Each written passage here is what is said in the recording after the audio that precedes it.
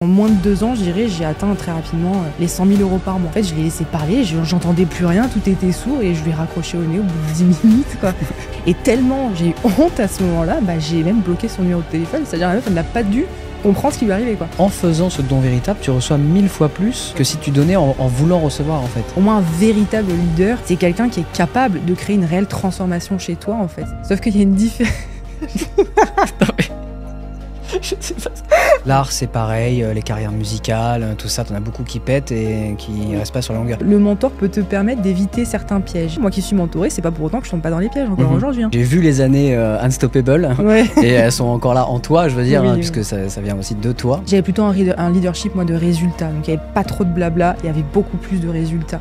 Et si vous souhaitez découvrir plein d'histoires inspirantes et uniques comme celle de Lisa, abonnez-vous à la chaîne YouTube Le Remède et cliquez sur la petite cloche en haut à droite pour être prévenu de toutes les nouvelles histoires dès qu'elles sortent. Ça vous permettra aussi de me soutenir dans tout le travail fourni pour vous partager toutes ces histoires incroyables. Merci et restez jusqu'à la fin de l'épisode pour découvrir l'invité mystère de Lisa. Bienvenue dans ce nouvel épisode du podcast Le Remède, le podcast dont toutes les histoires de mes invités sont des pilules qui vous inspirent à aller trouver votre propre voie. Aujourd'hui, je suis vraiment très très heureux d'accueillir Lisa Gilabert. Salut Lisa. Salut, bonjour à tous. Alors Lisa, on va pas faire style qu'on se connaît pas. Oui. On est amis dans la vraie vie. On va pas s'appeler par nos petits surnoms. Bon, on va pas aller jusque là, mais en tout cas, moi justement, je connais bien ton histoire. Oui. Mais c'est parce que justement, je la connais bien que j'ai eu envie de t'inviter ici et que j'ai eu envie que tu la partages parce que il y a pas mal de pépites que tu peux partager avec les gens qui vont regarder. Et il y a des choses, je trouve, à prendre dans ton parcours qui est quand même assez extraordinaire. Donc, ça me fait extrêmement plaisir de t'avoir ici aujourd'hui. Et moi de même, je suis très honorée et c'est aussi mon premier podcast. Tu vois, je suis contente et fière de pouvoir le faire avec toi. Magnifique. Petite question avant de commencer. Si ta vie Ça était... commence. Eh oui, attends. Si ta vie était une chanson, laquelle serait-elle ? Ah, waouh. En fait, j'adore la musique, mais je connais très rarement les titres et les auteurs. Tu vois, moi, je suis un peu... Là, comme ça, intuitivement, ça a une petite histoire. Tu vois, je citerai la musique Unstoppable. Okay. Donc, la notion de inarrêtable. Ça a été pendant mes années MLM, comme tu le sais, j'ai fait ça pendant plusieurs années. Ça a été un peu une hymne pour... un hymne ou une hymne ? Un hymne, je pense. Un hymne. C'est possible qu'on puisse dire les deux. Ouais. Donc, un hymne pour moi et pour mes équipes, pour toutes les personnes qui avaient rejoint un peu ce mouvement-là. Donc, je dirais Unstoppable pour la notion d'inarrêtable parce que je pars du principe que rien n'est impossible dans la vie et que peu importe ta situation de départ, tu peux y arriver, en fait. Voilà. Donc, je pense que je dirais cette musique-là. Ça te va bien et j'ai vu les années Unstoppable ouais. Et elles sont encore là en toi, je veux dire, oui, puisque oui. Ça vient aussi de toi, tout ce microcosme Unstoppable, donc ça me parle aussi. J'aime bien, moi, que mes invités se présentent d'eux-mêmes avec leurs propres mots. Ce que j'adore faire, évidemment. Mais oui, je sais, c'est pour ça. Je sais que c'est un petit exercice pour toi, mais est-ce que tu peux te présenter et puis on étoffera par la suite. Très bien. Je m'appelle Lisa, donc. J'ai aujourd'hui 28 ans, je les ai fait il n'y a pas très longtemps. J'ai toujours été une petite fille très très timide, donc mon histoire, je la fais partir de là parce que ça fait vraiment partie de moi et de quelque chose d'important dans ma vie. Et on va dire que c'est à partir de 18 ans que les choses ont commencé un peu à bouger pour moi. Tu vois, je me suis très naturellement lancée dans l'entrepreneuriat, donc ça fait maintenant 10 ans que j'entreprends. Et effectivement, j'ai un parcours qui est assez hors norme puisque j'ai très très vite atteint des scores exceptionnels dans le domaine dans lequel j'étais puisque j'ai très vite gagné de l'argent et pourtant je viens pas du tout d'un milieu, je veux dire, mais ma famille c'est une famille d'un milieu modeste, on n'a pas du tout été habitué à l'argent, même absolument pas. Et pourtant j'ai très vite gagné de l'argent. Ma famille aussi ne sont pas entrepreneurs, issus de l'entrepreneuriat, pas du tout. Puisque, donc, en moins de 2 ans, je dirais, j'ai atteint très rapidement les 100 000 euros par mois. Donc, voilà, ça a été très vite pour moi. Donc, j'ai dû m'éduquer financièrement aussi, parce que quand on n'est pas habitué, on fait aussi beaucoup d'erreurs. Donc, j'en ai beaucoup gagné, mais j'en ai aussi beaucoup perdu, tu vois. Donc, voilà. Et puis, j'ai vécu tout un parcours aussi justement, plutôt d'un point de vue personnel et humain, où j'ai appris à prendre confiance en moi, où je n'ai pas eu le choix même d'avoir confiance en moi à un moment donné. Et je me suis trouvé cette passion grâce à l'entrepreneuriat, cette notion de service, le fait d'aider les gens notamment à gagner de l'argent, puisque ça a été pendant très longtemps aussi ce que j'ai fait par le biais du business, mais aussi d'un point de vue personnel. Tu vois, et on en parlera certainement à un moment donné, mais aujourd'hui, je suis même beaucoup plus concentrée sur le fait d'aider les femmes et même plus spécifiquement les mamans. Tu vois, donc j'ai vraiment eu tout un parcours où j'ai commencé par tout le monde, un peu monsieur, madame, tout le monde. Ensuite, les femmes, plus précisément, et maintenant les mamans, puisque je suis aussi, du coup, récemment devenue maman. Donc, elle a 15 mois aujourd'hui, merci. Une petite fille, et ça a aussi complètement bouleversé ma vie, puisque j'ai une vision des choses différentes aujourd'hui. C'est vrai que pendant donc à peu près 8-9 ans de ma vie, j'étais focus sur le business. Bon, j'ai vécu de très bons moments, j'ai pu voyager. Mais c'est vrai que j'étais vraiment à fond là-dedans, quoi. Donc, très peu de temps pour moi-même, pour ma vie personnelle, peut-être sentimentale, tu vois, que je délaissais au profit du business, puisque très, très ambitieuse. Et aujourd'hui, le fait d'avoir eu un enfant, ça a aussi changé ma vision des choses et de la vie. Donc, j'ai réussi, aujourd'hui, je peux dire, à rééquilibrer un petit peu tout ça et à trouver une harmonie générale dans ma vie qui fait que je suis très heureuse, je peux le dire aujourd'hui. Super présentation, tu vois. Tu dis que c'est pas ton exercice favori et je sais que c'est pas toujours facile, mais là, c'est vraiment, tu as fait un vrai résumé clair, précis. Voilà, le podcast est terminé. Non, on va revenir vraiment en détail sur pas mal d'aspects de ta vie et de chaque session qui se sont passées. Moi, il y a un truc qui m'a interpellé dans ce que tu disais, c'est la notion de timidité. Oui. Et je voudrais savoir, est-ce que c'est quelque chose que tu as débloqué sur le chemin et comment? Ou c'est avant de rentrer dans l'entrepreneuriat, tu as débloqué ça et ça t'a fait rentrer dans l'entrepreneuriat? Ou c'est sur le chemin qu'il s'est passé un truc, un déclic, ou c'est... Tu vois ce que je veux dire? Très bonne question. Ça s'est fait très progressivement. Il n'y a pas eu un jour où il y a eu un déclic et un avant-après. Je vois un peu la confiance en soi comme un muscle. Tu vois, et donc il y a les muscles physiques qui sont visibles et puis il y a les muscles invisibles. Et pour moi, la confiance en soi fait partie d'un muscle invisible qu'on ne voit pas à l'œil nu et qui pourtant est réel. Donc pour moi, pour travailler sa confiance en soi, donc ça se travaille comme un muscle dans la mesure où ça demande de l'entraînement. Donc un truc que m'ont toujours dit mes deux mentors, c'est que seule l'action est libératrice. Et c'est vrai, seule l'action libère.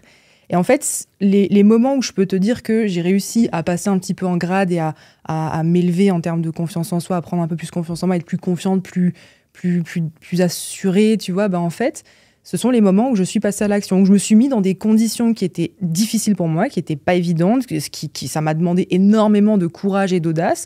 Et c'est pendant ces moments-là, en sortant de ces situations-là, que je peux te dire que j'ai pris des bonus de vie et de confiance en moi intérieurement.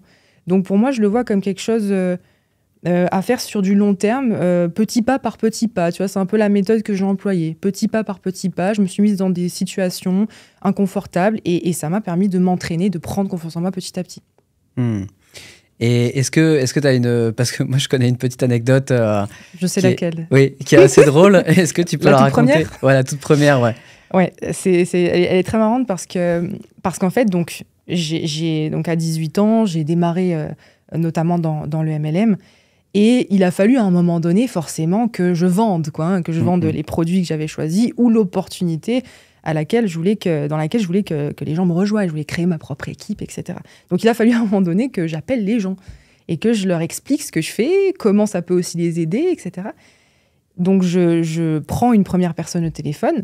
C'était un super exercice pour moi, justement, parce que c'était quelqu'un que je connaissais pas du tout. Moi, j'étais dans le sud de la France, elle était à Paris, donc je me suis dit, potentiellement, jamais de toute ma vie, je vais la croiser. Tu vois, je ne savais pas qui c'était une inconnue. Et donc, je la prends au téléphone, et en fait, mon monde commence à devenir flou, je commence à avoir des mouches autour de moi, on appelle ça des étoiles, je commence à devenir rouge, à suer, froid, tomber dans les pommes, quoi. Et en fait... j'étais pas bien, et pourtant c'était même pas une visio en plus à l'époque, tu vois, c'était vraiment au téléphone, quoi. Et j'arrivais pas, et en fait je l'ai laissé parler, j'entendais plus rien, tout était sourd, et je lui ai raccroché au nez au bout de 10 minutes, quoi. 10 minutes d'appel, je savais plus quoi dire, j'ai raccroché, et tellement j'ai eu honte à ce moment-là, j'ai même bloqué son numéro de téléphone, c'est-à-dire la meuf, elle n'a pas dû comprendre ce qui lui arrivait, quoi. Ouais. Donc Donc c'était très marrant. Et puis pourtant, je me suis pas arrêtée là. Donc j'ai continué, j'ai fait mon 2e appel, 3e appel, jusqu'à faire un Zoom devant 30 personnes. Ça aussi, c'était très, très compliqué. C'était une catastrophe au début. Toutes mes premières fois ont été horribles. Mon premier Zoom, mon premier live. Bon, là, pour le coup, premier podcast, je suis à l'aise avec toi, tu vois. Carrément. Mais toutes les premières fois que j'ai fait, ça a été très, très compliqué à chaque fois. Mais après, bon, voilà, tu prends confiance en toi, tu t'amuses. Et je pense que c'est le plus important aussi. On en a aussi déjà beaucoup parlé. Mais je pense que la clé de ça, c'est de toujours trouver un moyen de s'amuser quand tu fais ce genre de choses. Et pas de le prendre trop au sérieux, sinon ça sert à rien. Quand tu fais ce genre de choses et quand tu fais, j'ai presque envie de te dire, tout dans la vie, qu'elles soient sérieuses, parce qu'il y a des choses qui sont dites plus sérieuses que d'autres, tu vois. Mais si tu mets pas un petit peu de fun dans chacune de tes actions, alors il y a des fois, tu dois être vraiment sérieux. Ça, il y a pas de souci, tu vois. Mais de remettre du fun, ça permet aussi de recentrer, de remettre l'église au centre du village et de savoir pourquoi tu fais ça aussi. Parce qu'on fait les choses, enfin, en tout cas, je l'espère, et je sais que toi, tu fais ça comme ça, moi, c'est pareil, parce qu'on a envie de les faire et parce que ça nous inspire nous-mêmes à faire ça, tu vois. Donc, il faut redonner un petit peu du jeu et de l'électricité positive dans ce qu'on fait. D'accord. Et tu vois, je vais te poser la question parce que pour moi, il y a une différence entre être sérieux et être professionnel. Tu peux être professionnel et t'amuser en même temps. Oui. Le côté sérieux, il y a un peu ce côté très serré. Qu'est-ce que t'en penses ? Alors, donc c'est vrai que non, c'est ça. Non, mais c'est ça, oui. Sérieux, ça fait étriqué. Ouais, voilà. Ça fait austère. Ouais. Et professionnel, je connais plein de professionnels qui ont le sourire aux lèvres, qui s'amusent, mais parce qu'ils sont dans leur zone de génie aussi. Et je pense que c'est important. Il y a cette notion beaucoup de sacrifice dans la hustle culture, qui est justement... et ça, on va en parler parce que toi, justement, tu ne prônes pas du tout ça. Et ça, c'est super intéressant. Et j'aimerais justement que tu partages ça parce qu'il y a plein de gens qui pensent que pour réussir, faut travailler 15 heures par jour, ne pas avoir de copines, ne pas avoir de potes, ne jamais sortir pour avoir du résultat. Oui, j'ai longtemps cru ça aussi. J'ai très longtemps cru ça aussi, puisque c'est comme ça aussi que j'ai eu mes premiers résultats. C'est quand je t'ai dit que j'ai atteint les 100 000 euros par mois, c'était non sans mal. C'était nuit et jour, comme on dit, à la sueur de mon front. Mais en fait, il y a d'autres façons de réussir. Et oui, tu peux gagner autant d'argent, donc dépasser les 6 chiffres mensuels, faire des millions d'euros, en travaillant de manière en harmonie, je veux dire. C'est-à-dire, il y a la notion d'argent, le domaine de l'argent, oui, mais il y a aussi l'amour, il y a aussi la réussite sociale, il y a aussi la vitalité, donc ton bien-être personnel. Et tout est possible, en fait. Tu peux très bien gagner énormément d'argent tout en, effectivement, en harmonisant ta vie. Et c'est d'un choix. Pour moi, c'est réellement un choix aujourd'hui, puisque c'est quelque chose que je vis actuellement. Pendant plusieurs années de ma vie, j'étais dans le sacrifice, j'étais dans la notion de argent. Il faut à tout prix être 100% focus, ne faire que ça, s'enfermer pendant des jours, pendant des semaines, travailler comme une acharnée, tu vois. Mais ça, en fait, c'est une façon de réussir, mais est-ce qu'elle te rend vraiment heureux ? Tu vois ? Parce qu'il y en a qui pensent qu'on ne peut réussir que comme ça. C'est faux. C'est complètement faux, tu vois. Et il y en a qui vont te dire, oui, mais moi, j'adore ça, le travail, etc. Mais est-ce que tu es réellement heureux ? Est-ce que ne faire que ça de ta vie, est-ce que ça te rend réellement heureux ? Moi, je me suis rendu compte que non, en fait, j'avais besoin, moi, personnellement, d'avoir une vie sentimentale, de prendre du temps pour mon conjoint, mon partenaire. Là, maintenant que j'ai une fille, pour ma fille, évidemment, avec ma famille, avec mes amis. Un bien-être, moi aussi, en tant que femme, tu vois, c'est important, je pense, tu vois. Donc, la notion, tu vois, tu parlais du fait que tu t'es mis à la course à pied, c'est quelque chose qui est important, ça prend du temps, tu vois, de prendre soin de soi. Donc, en fait, voilà, et la réalité, c'est que oui, c'est possible. Alors, t'es pas obligé de travailler comme un acharné. Par contre, évidemment, il n'y a rien sans rien. C'est-à-dire que si tu ne mets pas d'action, tu ne fais pas d'action, il ne se passera absolument rien. Mais en fait, je pars du principe qu'il ne faut pas travailler des choses extérieures, mais plutôt des choses intérieures pour réussir à travailler et à mettre de l'action tout en te dégageant du temps pour le reste, en fait. Et le genre de choses qu'il faut travailler à l'intérieur, c'est un peu ce qu'on disait juste avant avec la confiance en soi, c'est les qualités.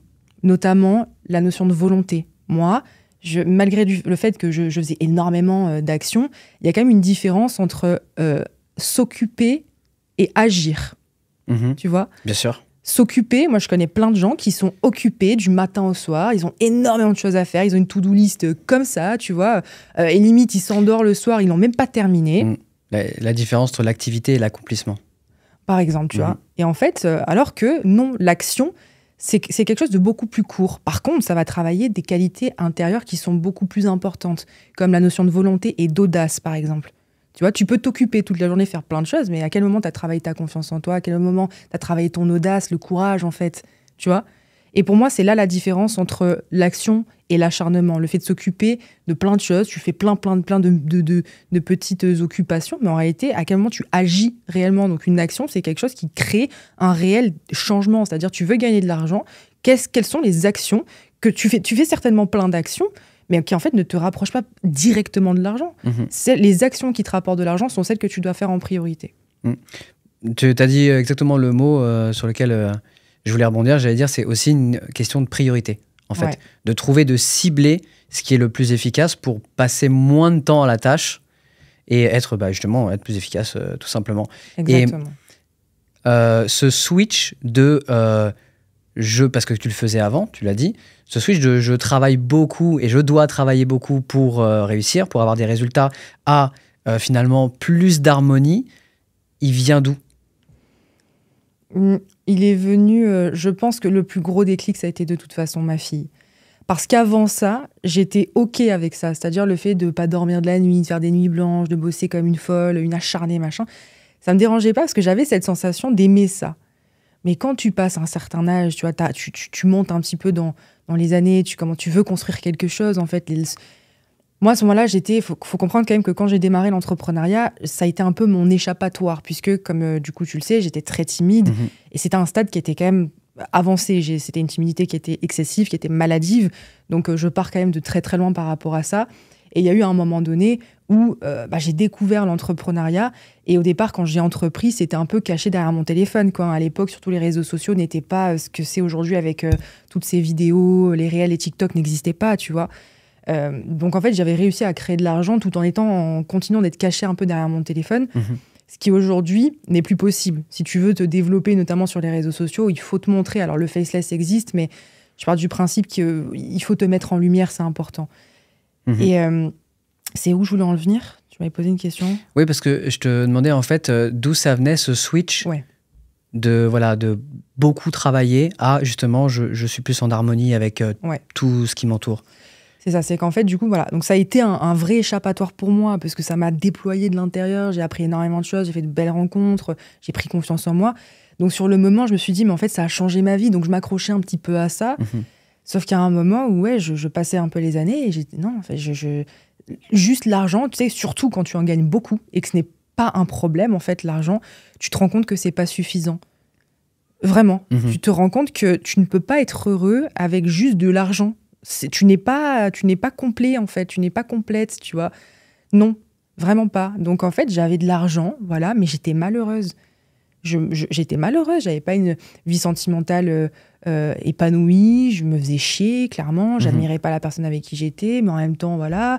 J'avais des amis, oui, mais c'était plutôt des amis business. Donc, en réalité, j'avais pas de réelles amitiés avec des valeurs qui sont importantes pour moi, comme la loyauté, comme, tu vois, cette notion d'honnêteté aussi qui est importante pour moi. Enfin, la vitalité, je prenais soin de moi, oui et non, tu vois. Enfin, j'étais... Donc, déjà, il y a eu un petit processus un peu comme ça qui s'est fait très naturellement. Ouais. Et puis, le vrai déclic, le vrai avant-après, ça a été la naissance de ma fille. Et là, je me suis dit, mais en fait... Maintenant, c'est à moi de lui montrer comment faire, quoi. Et je veux bien sûr qu'elle soit ambitieuse, qu'elle gagne de l'argent, mais qu'elle ne reproduise pas les mêmes erreurs que moi. Donc, lui apprendre que l'argent, en fait, souvent, tu sais, on entend la phrase « l'argent ne pousse pas sur les arbres », mais en fait, non, mais pourquoi pas? Dans le sens où, tu sais, par exemple, regarde, je te pose une question. Imagine, là, t'as un enfant, ou je sais pas si t'as des neveux, des nièces, ou... Imaginons, tu veux... tu sais, moi, ça m'est déjà arrivé dans mon enfance. Mon père me disait viens m'aider à nettoyer la voiture et je te donne une récompense. Ouais. Est-ce que toi, voilà, si tu devais demander à un enfant de t'aider à nettoyer ta voiture, est-ce que tu lui donnerais une pièce comme ça ou un billet pour le remercier de t'avoir aidé à nettoyer ta voiture? Je pense surtout que je lui montrerais à quel point c'est gratifiant pour lui-même de le faire. Ben moi, tu vois, par exemple, c'est le genre de choses... Le fait de faire ça, inconsciemment, dans la tête d'un enfant, tu lui fais comprendre que l'argent est égal à l'effort. Tu vois ce que je veux dire? D'accord, je vois, ouais. Dans ce sens-là. Ouais. Et en fait, c'est là que je veux te dire que l'argent, c'est beaucoup très intéressant, plus simple. ça. Parce qu'en plus, c'est quelque chose qui est pratiqué par énormément de parents. Exactement. Parce qu'ils trouvent ça sain et quelque part, ça part d'un bon sentiment. Exactement. Tu vois, tiens, regarde, c'est comme ça. Mais c'est aussi l'éducation aussi. C'est l'éducation de la société, j'ai presque envie de dire, tu vois. Alors, uniquement française, je sais pas, mais en tout cas, très occidentale, ça c'est sûr. Mais c'est comme ça qu'on a éduqué. D'ailleurs, oui, c'est comme ça qu'on a éduqué les gens. Exactement. Tu fais quelque chose, tu as l'argent en retour. C'est ça. Et en fait, on est conditionné à ça dès notre plus jeune, notre plus tendre enfance, en fait, tu vois. Le fait, tu as déjà entendu cette phrase, oui, mais là, attention, l'argent ne pousse pas sur les arbres. Ou quand on te fait faire un effort, tu vois, pour toi, quand tu es jeune, surtout, et que tu es enfant, on te donne une pièce. Donc, en fait, ton cerveau, inconsciemment, dès ton plus jeune âge, associe l'argent à l'effort. Donc, tu m'étonnes qu'à 18 ans, quand tu te lances, tu as l'impression que pour faire de l'argent, oui, il faut passer nuit et jour, il faut faire que ça, il faut pas avoir de vie, il faut se priver de famille, il faut se priver d'amis, mais en fait, non. Et aujourd'hui, j'en suis la preuve, vraiment. C'est-à-dire que j'ai vécu les deux. J'ai vécu gagner de l'argent en sacrifiant des parties de ma vie, des domaines de ma vie, et en même temps, je pouvais me le permettre. À ce moment-là, j'étais chez papa, maman, ma mère, elle me faisait le linge, elle me faisait à manger, j'avais rien à faire. Aujourd'hui, mes priorités sont différentes, mes responsabilités sont différentes. Donc c'est pour ça aussi que je te dis que le fait d'avoir un enfant, ça change aussi beaucoup de choses, parce que tout change. Et c'est là où tu te rends compte que, et pourtant, donc, j'ai beaucoup moins de temps à accorder au business, et pourtant, je gagne tout autant aujourd'hui. Et d'ailleurs, on dit souvent, enfin, c'est quelque chose que je trouve assez cool, que j'ai entendu il y a un moment, c'est traite-toi comme tu traiterais une personne extérieure à toi, comme tu traiterais ton enfant, une personne qui en fait est presque la personne la plus importante de ta vie, mais qui n'est pas toi, tu vois. Exactement. Et traite-toi comme si t'étais ton enfant, par exemple. Tout à fait. Et c'est super puissant parce que tu te rends compte que des fois, inculques pas les mêmes choses à ton enfant que tu t'inculques à toi. Ouais, tu vois. Exactement. Et je trouve que ça doit être assez puissant d'éduquer ta fille comme ça. Et du coup, en fait, quelque part, par effet rebond, de le retranscrire sur toi aussi. Exactement. Après, bon, là, elle est un petit peu jeune aussi, pour Bien ça. Bien sûr, évidemment. Mais je veux dire, il y a quand même beaucoup de... à partir, je pense, du moment... Je ne suis pas papa, mais à partir du moment où tu deviens parent, je pense qu'il y a un mécanisme qui se met en place. Tu penses déjà, genre, à un an, aux 10 ans, aux 18 ans, ou comment je vais faire, comment maintenant? Oui. Il y a plein de situations où, oui, tu te poses la question, là, comment je ferais, qu'est-ce que je lui dirais, qu'est-ce que je lui conseillerais, quelles valeurs je veux lui inculquer, tu vois, qu'est-ce que je veux qu'elle comprenne, en fait, très tôt, notamment par rapport à l'argent ou même d'autres choses, tu vois. Mais oui, forcément, c'est des questionnements que tu as naturellement en tête. Oui, mais ils sont hérissons, tu y penses déjà, quoi. Tu es enceinte, tu y penses déjà. Ah oui, c'est sûr. Et pour revenir un petit peu en arrière, justement, parce que tu parlais de l'entrepreneuriat, du MLM, tout ça. Mais alors, je vais avoir deux questions. Mais la première, c'est qu'est-ce qui t'a amené à aller jusque-là et à travailler sur quelque chose qui est un petit peu en parallèle de ce qu'on a l'habitude de voir, notamment le salariat, à donner des actions justement pour avoir un salaire à la fin du mois. Qu'est-ce qui t'a amené en fait tout simplement à l'entrepreneuriat? Est-ce que tu avais besoin de quelque chose de différent? Ça ne te correspondait pas à ce que tu faisais avant, tes études, tout ça? Bonne question. Et toi, tu parlais du fait que c'est l'interview de la vérité. Oui. Je vais te dévoiler en exclusivité quelque chose un petit... Comment on appelle ça? Touchy? Ouais, c'est touchy, mais comment dire, c'est un truc cassé, Merde, il y a une expression, genre un petit pot cassé chez moi. Ah, d'accord. Ah, une casserole? Une casserole, ouais, Okay. Une belle casserole. Ouais, Laetitia est au courant, elle rigole derrière, c'est exactement ce que je vais dire. Ok. En fait, je vais t'expliquer comment, du coup, pour répondre à ta question, comment j'ai découvert, du coup, l'entrepreneuriat, puisque tout a un lien, tu verras. Donc, comme tu le sais, moi, j'étais quelqu'un de très timide, tout ça. Donc, ça fait vraiment partie de l'histoire parce qu'en réalité, tout part de là. Et c'est une faiblesse que j'ai finalement transformée en force. En fait, j'étais très timide, mais j'ai toujours su que j'allais gagner de l'argent, beaucoup d'argent. J'ai toujours su que j'allais être riche. Je disais à ma mère, j'avais à peine 7 ans, je disais déjà à maman, t'inquiète, parce qu'il y avait des problèmes un peu financiers. Je disais, t'inquiète, maman, moi, je serais riche, je serais milliardaire. Je lui avais dit, j'avais pas la notion encore, tu vois. Bon, pourquoi pas? De ça. Mais voilà. Ouais. Et je lui disais ça, je lui disais, maman, t'inquiète, moi, je serais milliardaire, on n'aura pas de problème d'argent, tu vois. Et donc très tôt, en fait, j'avais cette ambition, cette envie de gagner de l'argent très tôt. Et je pense que j'étais au lycée. J'ai commencé à réfléchir à des façons de gagner de l'argent. Donc à l'époque, le business en ligne n'était pas du tout celui qu'il est aujourd'hui, les réseaux sociaux non plus. Mais je voulais quand même. Et en fait, j'avais eu l'idée. Peut-être que j'étais tombée dessus et que du coup, j'ai voulu reproduire, je ne me rappelle plus. Mais j'étais tombée sur donc il y avait Facebook à l'époque, et j'étais tombée sur des comptes Facebook de troc, de vente et de troc, tu sais. Je me suis dit, tiens, pourquoi pas, je vais aller chercher, je vais aller vendre peut-être des habits, des fringues que je ne mets plus, des bibelots, des machins, voilà, pour commencer à gagner de l'argent. Mmh. Donc, je commence à prendre un peu en photo mes habits, machin. Je commence à poster sur mon compte Facebook que j'avais créé spécialement pour ça. J'ai très vite compris qu'il fallait que je me fasse un réseau, puisque je ne suis pas connue. Et puis, je voulais pas que mes proches, mes amis, l'école, tout ça, je voulais surtout pas qu'ils soient au courant. Donc, je m'abonnais un peu, j'ajoutais en amis plein de gens divers et variés. Et puis, je me rends compte que ça va pas assez vite. Je me dis, putain, 10 balles par 10, mais encore, même pas, quoi. Puis t'avais les envois, tu sais, il n'y avait pas Vinted, il n'y avait pas tous ces trucs-là. Donc c'était chiant, quoi. Et puis j'ai eu la bonne ou mauvaise idée de vendre des choses que je n'avais pas. Ok.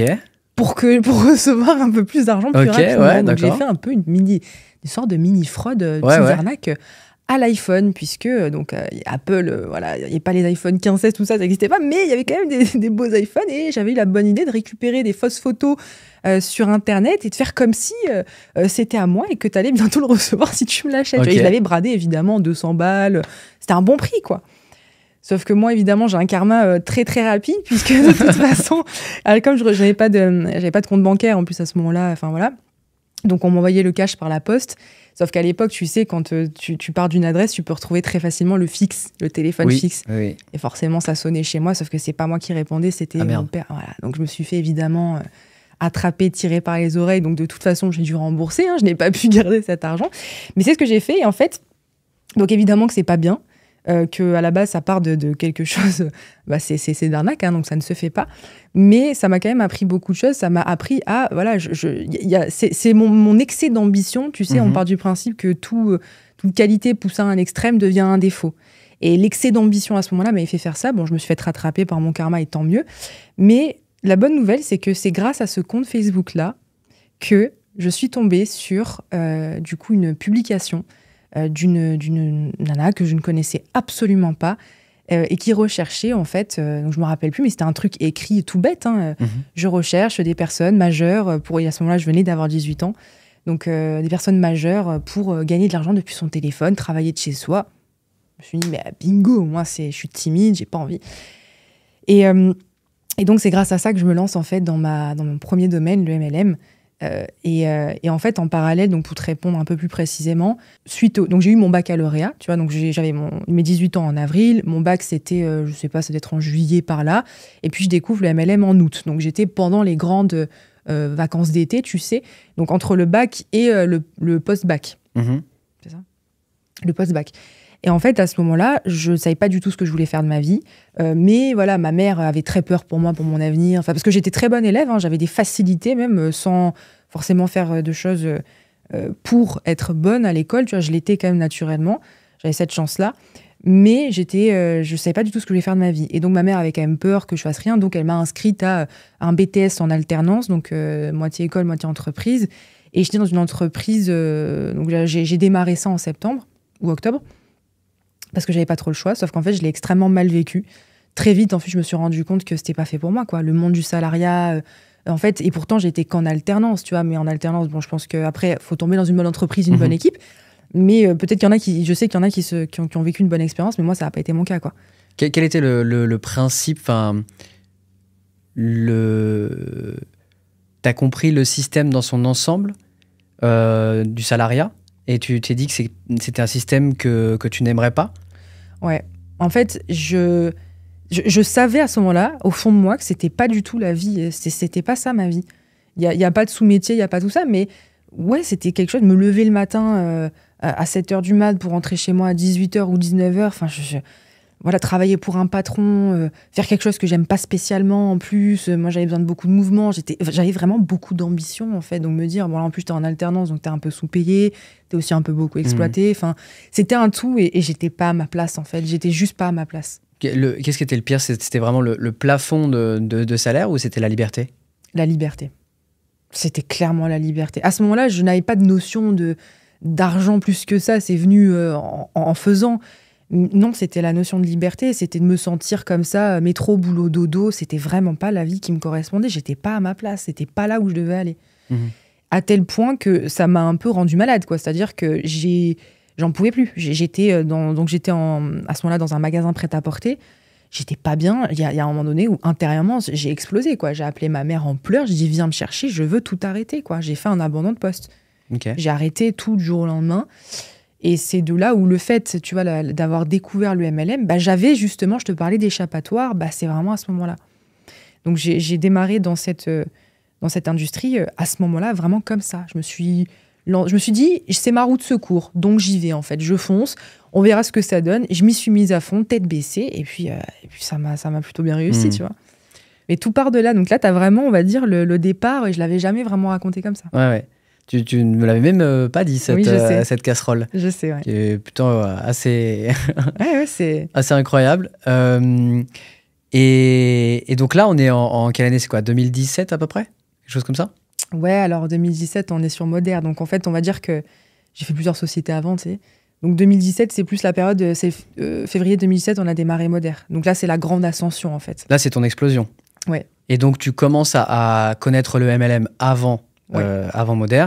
Et qu'est-ce qui se passe? Tu tombes amoureuse tout de suite du MLM? Tu vois le potentiel, tu kiffes la vibe, comment ça se passe? J'adore parce qu'en fait, ça réunissait à ce moment-là, et c'est toujours le cas, mais plus dans le MLM, mais ça réunissait à ce moment-là tout ce que j'aimais, c'est-à-dire donc la liberté. Je suis à la maison, je travaille de chez moi.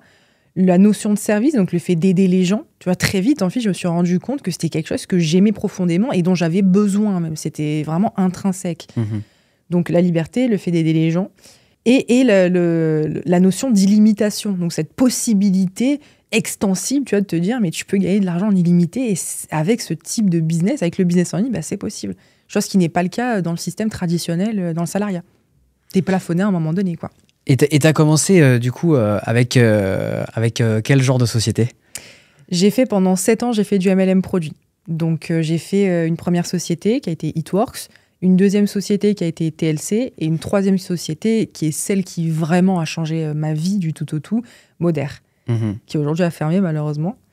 Mais c'est une société qui a été en fait, ça m'a appris tellement, ça m'a apporté tellement, tu vois. J'ai voyagé pour la première fois. En fait, j'ai pris le train pour la première fois grâce au MLM. J'ai pris l'avion pour la première fois grâce au MLM. J'ai rencontré de super belles personnes. On a pu gagner des sommes extraordinaires, tu vois. On a vécu des expériences exceptionnelles. Enfin, en fait, ça a été un tout, quoi. Vraiment, ça a été de très, très belles années, pour le coup. Et quel genre, ou quelles sont les qualités et les valeurs que t'as appris le MLM? Les qualités et les valeurs. En fait, c'est marrant parce que c'est très paradoxal. Il y a un peu une dualité autour de cette question. Le MLM est très paradoxal. Parce que l'industrie est très paradoxale. C'est clair.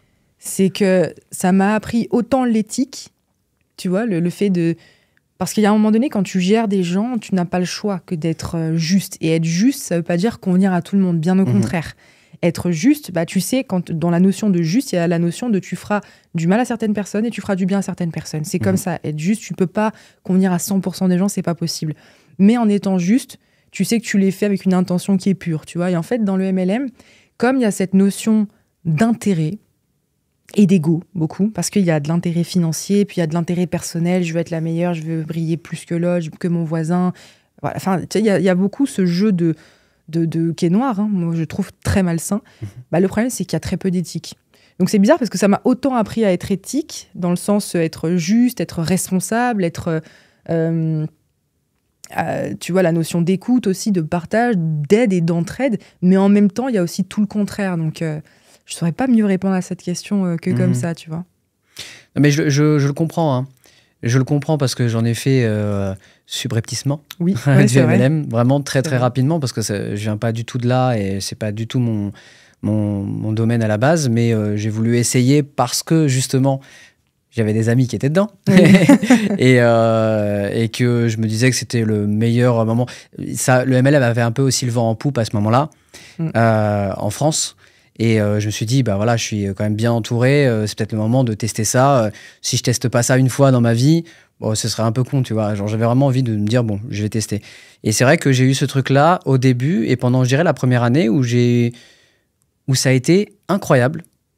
Vraiment. Où j'ai kiffé le côté cohésion d'équipe, justement, pouvoir aider les gens, monter tous ensemble. Vraiment, c'est quand même assez incroyable de ce point de vue-là. Ouais. Et je sais que c'était ce que tu m'avais dit qui était important pour toi et que tu aimais vraiment profondément dans le MLM, c'est cette notion de tu réunis les gens et tu les aides, tu te sentais contribuer. Ouais, j'ai eu un vrai coup de cœur. Ouais, bah, pareil, c'était vraiment ce que j'ai eu un vrai coup de cœur, mais j'ai eu aussi le retour de bâton assez vite. Enfin, au bout de1 an, tu vois, toi, t'as tenu quand même, t'as fait quasiment une carrière de 10 ans dans le MLM, ou 9 quasiment, ans. Ouais. Moi, au bout de1 an, j'avais déjà vu un petit peu, mais tu passes au-dessus les déconvenus quand tu vois toute l'effervescence que ça apporte. Et justement, toute la beauté du truc que ça apporte. Mais c'est hyper ambivalent. C'est ce qu'on disait, c'est hyper ambivalent, c'est hyper paradoxal. Et donc, je passais au-dessus, mais j'ai commencé vraiment à arrêter d'alimenter ça et progressivement arrêter tout simplement le MLM parce que justement, je me rendais compte que ça allait toucher vraiment au cœur des choses les plus belles et des choses les plus malsaines chez l'humain. Et en fait, c'était pas un tel est plus que l'autre ou est moins que l'autre, c'est qu'en fait, ça allait chercher vraiment au plus profond de l'être humain, de ce qu'on est vraiment intrinsèquement chacun d'entre nous. Tu vois, le plus beau comme le plus dark, quoi. Vraiment, hein, c'est fou. Hein. Et moi, quand j'ai vu ça, je suis passé du coup de cœur au waouh, je veux plus du tout être là-dedans, en fait. Je veux pas. Mais ça en a dégoûté plus d'un. Hein. Il faut s'accrocher quand t'es là-dedans. Et surtout quand t'es là-dedans et que t'es très ambitieux, justement, et que tu veux faire beaucoup d'argent, en fait. Et tu sais, on part du principe que, je sais pas si t'as déjà entendu ça, mais à partir d'un groupe de 50 personnes, tu as la totalité des profils en fait qui puissent exister sur Terre en fait. Ok, non, j'avais pas entendu. Donc le tricheur, le manipulateur, le menteur, le machin, tu vois. En fait, tu as tous les profils, le timide, le gentil, le trop gentil, tu vois. On part du principe qu'à partir d'un groupe de 50 personnes, tu as tous les profils. Donc t'imagines le MLM. J'ai géré dans mon cas en simultané, je pense que en même temps, hein, le plus a été entre 10 et 15 000 personnes facilement. Donc, t'imagines ? Ouais. Et c'est ça, en fait, qui est difficile avec le MLM, c'est la gestion des gens. Et en même temps, tu vois, ce qui est aussi paradoxal, c'est que dans le mot argent, en fait, l'argent, c'est l'art des gens. C'est à quel point tu es capable de gérer les gens. Mais le MLM, c'est un beau concentré quand même. Tu peux gérer les gens, mais choisir aussi les personnes avec qui tu travailles, ce qui n'est pas vraiment le cas dans le MLM en réalité. Parce que tu sais que c'est une question de nombre et de chiffres. Ouais. La loi des nombres, on le répète souvent. Exactement. Tu peux pas faire 100 000 € avec 2 personnes dans le MLM, c'est pas possible. Donc en fait, chose qui est beaucoup plus simple à faire dans des business en ligne plus traditionnels, qui t'appartiennent en tout cas. Mais ce qui est assez extraordinaire en plus dans ta gestion, c'est qu'elle n'est pas comme tout le monde, quand même. D'ailleurs, on t'a souvent appelé l'extraterrestre du MLM parce que justement, tu avais toujours un peu cette... je sais pas si tu vas le dire, mais je sais pas si tu avais autour cette petite timidité quand même cachée où tu ne te montres pas. Tu es la femme de l'ombre un peu et pourtant, tu arrives à gérer des milliers et des milliers de personnes. Comment ça se passait sans se montrer C'est quoi alors, si tu veux partager des petites... pas forcément des stratégies, mais comment tu faisais, quoi, tu vois ? En fait, donc je faisais des apparitions quand même, hein, très légères, mais enfin, je veux dire, très rares. Tu vois, moi, j'avais vraiment compris cette notion de rareté. On voit plus. En marketing, on parle de rareté, bah, c'était un peu ça, moi. J'étais très rare. Du coup, quand j'étais là, il y avait beaucoup, tu parlais d'effervescence, il y avait beaucoup cet effet-là. Donc bon, tu vois aussi, il y a aussi le bon côté. Mais en fait, là où j'ai été, je pense, très bonne, c'était comment t'expliquer ça ? Dans ma faculté à déceler les forces chez chacun. C'est-à-dire que j'ai su fédérer parce que j'ai su découvrir, et parfois même les personnes elles-mêmes ne le soupçonnaient pas ça, tu vois, et j'ai su déceler chez chaque personne la force et la qualité, enfin on en a beaucoup, hein, mais les forces et les qualités principales chez une personne, ce qui fait qu'à chaque fois j'ai pu proposer différentes fonctions, différents rôles à ce qu'on appelle dans le MLM nos leaders, tu vois, donc notre équipe, notre noyau proche, et en fait c'est ce qui a fait que on a pu avancer et faire des scores exceptionnels parce que j'ai su tirer le meilleur de chacun. Donc je pense que, pour répondre à ta question, si je devais donner un conseil, c'est de prendre le temps de bien comprendre et de bien s'intéresser aux personnes avec qui tu travailles. Parce que si tu ne les comprends pas parfaitement, tu ne peux pas comprendre quelles sont leurs qualités, quels sont leurs défauts aussi, qu'est-ce qu'ils aiment, qu'est-ce qu'ils n'aiment pas faire. Et en fait, pour moi, c'est la notion de la comment on peut appeler ça ? L'adaptation. De l'adaptation, ouais. Et le fait d'aller en profondeur chez l'autre. Justement, en fait, c'est un peu ce que j'allais te demander, quelle serait la qualité principale pour réussir à fédérer, parce que c'est ça, c'est fédérer en fait. Mais tu viens de le dire, l'adaptation, et je suis vraiment d'accord avec toi, et que ce soit d'ailleurs dans le MLM, comme dans la communication en général, comme dans la vie en général. Et pas forcément que pour fédérer, mais pour avoir des bonnes relations, pour être épanoui, j'ai envie de te dire, c'est autant l'écoute. En fait, en vrai, c'est une énorme écoute. C'est de l'écoute et c'est de l'empathie. Complètement. Tu vois ?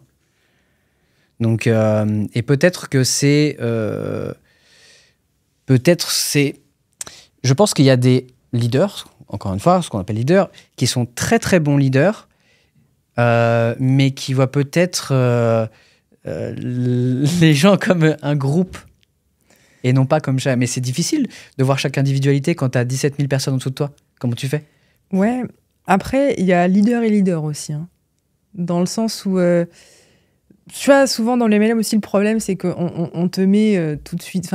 On te met très facilement le rôle et l'étiquette de leader, tu vois, tout ça parce que t'as une belle gueule, tu t'exprimes très bien, t'es super bon communicant, tu fais un peu pleurer dans les chaumières, les gens dans le MLM adorent ça, tu vois. Sauf qu'il y a une différence... Je sais pas ce que... Je la voyais à côté rigoler, ça me donnait envie. Donc je disais, oui, il y a des leaders et des leaders.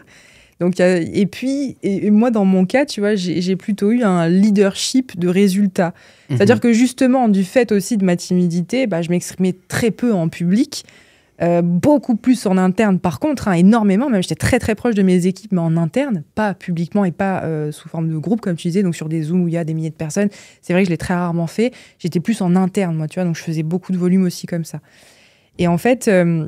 j'avais plutôt un leadership, moi, de résultats. Donc, il n'y avait pas trop de blabla, il y avait beaucoup plus de résultats. Et pour moi, c'est ça, un vrai leader, c'est quelqu'un qui est capable de faire passer quelqu'un de ta situation actuelle à ta situation désirée, ou au moins du point A au point B, ou si tu es au point B, du point B au point C, du point C au point D.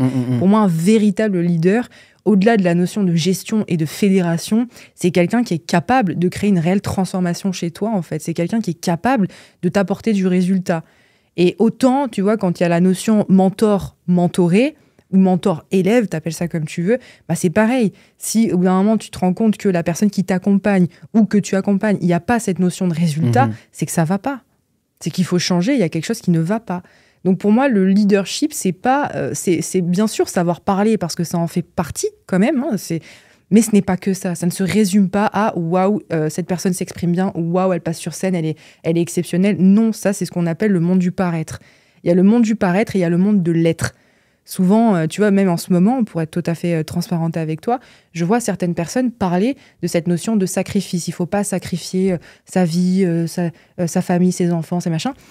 Il faut pas ou il faut ? Non, je vois certaines personnes en ce moment en parler, donc oui, c'est bien. Soit moi, je suis d'accord avec ça, mais... D'accord. Ils le disent, mais ils ne le vivent pas. D'accord, ok, je vois ce que tu veux dire. Et c'est ça la différence entre le paraître et l'être. L'être, c'est l'incarner et la le congruence, vivre. Tu veux dire? D'ailleurs, je l'ai fait bugger. Ouais. Non, tu sais, la congruence, c'est vraiment, en fait, c'est ça que tu dis, c'est-à-dire dire quelque chose et être en accord avec tes actes et tes paroles, en fait. Tout à fait, exactement. Et il y a beaucoup de personnes qui n'ont pas ça.